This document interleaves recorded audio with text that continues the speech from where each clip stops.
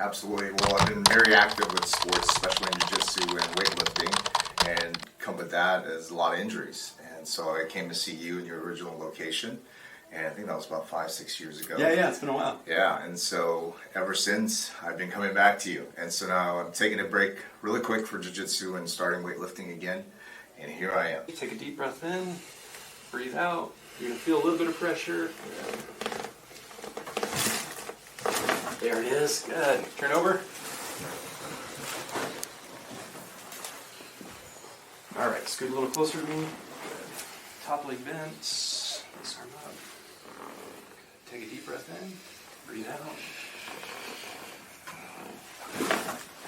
There it is. Making sure he's even on both sides. Maybe a little taller, right? Yeah.